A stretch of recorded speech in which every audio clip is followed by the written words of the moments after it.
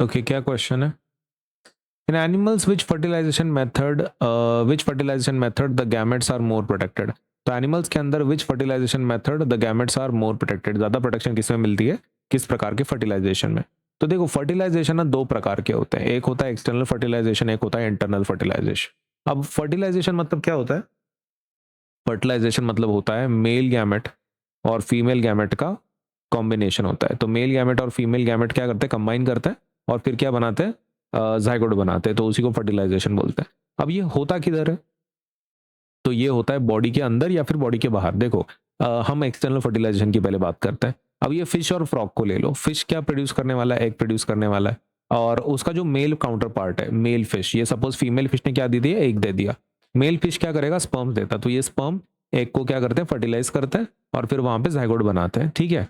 अब दिक्कत कैसा है, ये जो एग रिलीज किया है ना फीमेल फिश ने, तो एक तो उसको बहुत सारे प्रेडेटर खा जाते हैं, वहां पे बहुत सारे इंसेक्ट्स होते हैं, बड़े बड़े फिश होते हैं जो उसको खा सकते हैं उस एग्स को।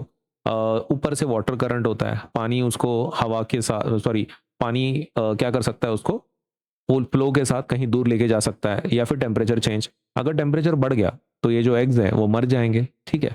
तो इसका मतलब एक्सटर्नल फर्टिलाइजेशन में खतरे ही खतरे हैं। सबसे पहला खतरा क्या है, प्रेडेटर्स, इंसेक्ट खा सकते हैं। दूसरा, वाटर करंट उसको भाग के लेके जा सकते हैं। तीसरा, टेम्परेचर चेंज हो सकता है।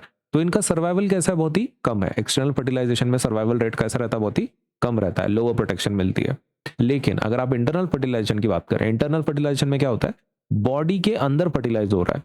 बॉडी के अंदर आपका जो मेल गैमेट है, फीमेल गैमेट है, वो बॉडी के अंदर हो रहा है फर्टिलाइजेशन। तो बॉडी के अंदर अगर हो रहा है, एग्स रिलीज हो रहा है, तो वहां पे टेंशन नहीं है ना, क्योंकि वहां पे कोई प्रेडेटर्स रहेंगे क्या बॉडी के अंदर, तो नहीं। वहां पे कोई वाटर करंट होगा क्या, नहीं। वहां पे टेम्परेचर चेंज होने वाला है क्या, नहीं। उल्टा अच्छा एनवायरमेंट मिलेगा, अच्छा खाना मिलेगा, so there is no predator. Internal environment काफी अच्छा मिलता है, प्रोटेक्टेड है, बॉडी में रहते हैं वो, और इसलिए ग्रोथ काफी अच्छी होती है, उनका हाई सर्वाइवल रेट होता है।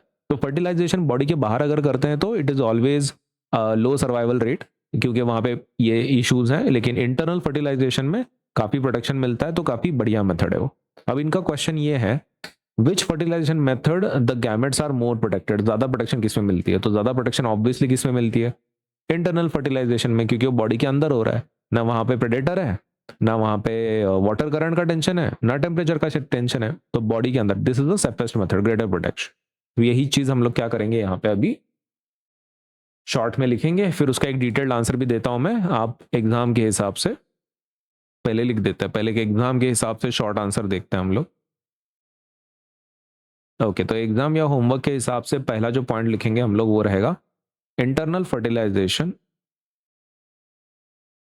Protects the gametes protects the gametes more because fertilization takes place inside the female's body। Internal fertilization किसको प्रोटेक्शन देता है, आपके गैमेट्स को प्रोटेक्शन देता है। बॉडी के अंदर होता है ना फर्टिलाइजेशन, ये तो उसको प्रोटेक्शन मिल जाती है, किसको, आपके एग्स को और स्पर्म्स को। Where the gametes and developing embryo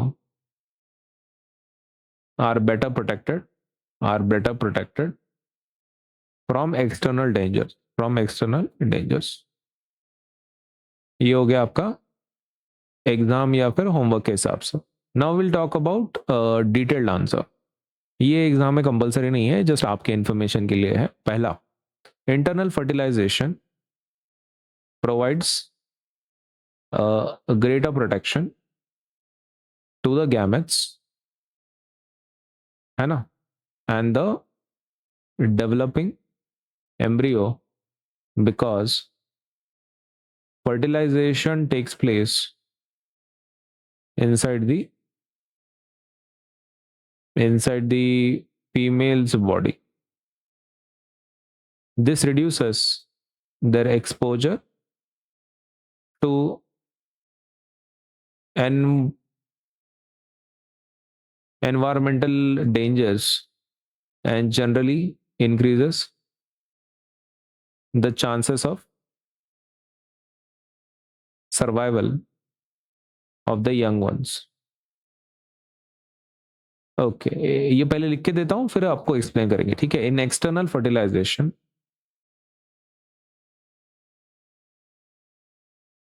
the eggs and sperm are released into the environment, usually water, where they are more exposed to dangers.